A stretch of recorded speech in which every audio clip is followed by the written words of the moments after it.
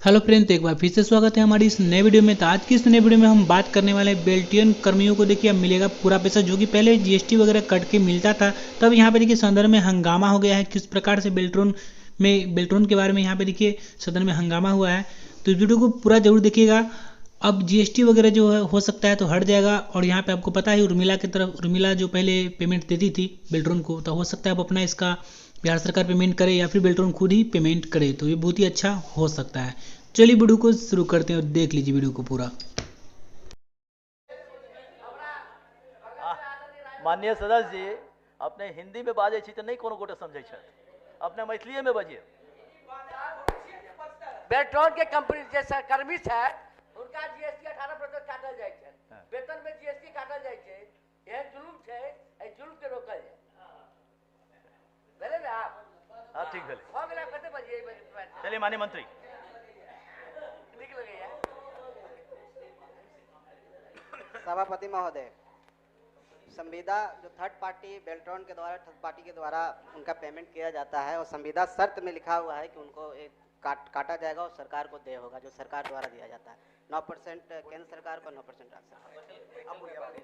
माननीय सभापति महोदय, या तो संविधान में लिखा नहीं जदि हो तब मजबूरी में लिख दल के, लेकिन वेतन में जीएसटी कटौती हो छै, किनको वेतन से जीएसटी कटौती नहीं हो छै, लेकिन संविदा कर्मी के जीएसटी से काटल जाए।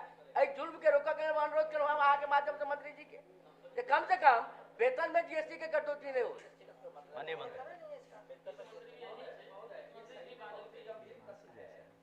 आयकर जो आयकर के दायरे में आते हैं वो स्पष्ट रूप से परिभाषित है। अब ये जीएसटी की बात माननीय सदस्य कह रहे हैं, तो मुझे तो लगता है जो वेतन है, वेतन और पारिश्रमिक से कदापि जीएसटी की कटौती नहीं होनी चाहिए। मुझे लगता है कहीं न कहीं विभागीय खामी है, विभागीय त्रुटि है। इसको मंत्री महोदय एक बार दिखवा लें, क्योंकि वेतन से काटा जाना हमको नहीं लगता है ये। माननीय मंत्री महोदय, एक चीज शायद हम लोगों के ध्यान में बातें नहीं आ रही हैं कि वो वेतन में कटौती नहीं है और वेतन में कटौती करने का किसी को अधिकार नहीं है। और जीएसटी जो काटा जा रहा है, जीएसटी का मतलब ही होता है गुड्स एंड सर्विसेज टैक्स। ये जो सर्विस प्रदाता होते हैं, जो सरकार को सर्विस दे के मुनाफा कमाते हैं, ये सर्विस जो वो प्रोवाइड करते हैं, सर्विस देते हैं, उस सर्विस पर टैक्स लगता है। ये तो सर्विस प्रोवाइडर एजेंसी के लोग जो हैं उनके, और जिनको वो एम्प्लॉय या रिक्रूट करते हैं उनके बीच की बात है ना। हम लोग तो सर्विस प्रोवाइडर से जीएसटी लेते हैं, और सब लोग जानते हैं, सभी पार्टी के सभी दल की सहमति से, सभी सरकारों की सहमति से माल एवं सेवा कर अधिनियम पूरे देश में लागू हुआ है। और इसको लागू करने के पीछे मंशा ही यही थी कि पहले हम लोग सिर्फ गुड्स टैक्स देते थे, बेचने का सेल्स टैक्स, वैट, ये सब था, लेकिन सर्विसेज जो सेवा प्रदाता है, आज तो कोचिंग जो सर्विस दे रहे हैं उन पर भी टैक्स लग रहा है। जो बैंक्वेट हॉल्स, मैरिज हॉल्स बनाए गए हैं, वो जो सर्विस दे के मुनाफा कमाते हैं उस पर भी टैक्स लगता है। तो ये सर्विस पर टैक्स लगता है, न कि किसी के वेतन या किसी दूसरे चीज। मैं यह जानना चाहता हूं मंत्री महोदय से, जो कि वेंडर जो होते हैं, जो प्रदाता कंपनी होते हैं, जो एम्प्लॉयर होते हैं, तो ये तो उनसे न काटा जाएगा। वेतन भोगी के वेतन से क्यों काटा जाएगा? उनका अंश क्यों लिया जाएगा?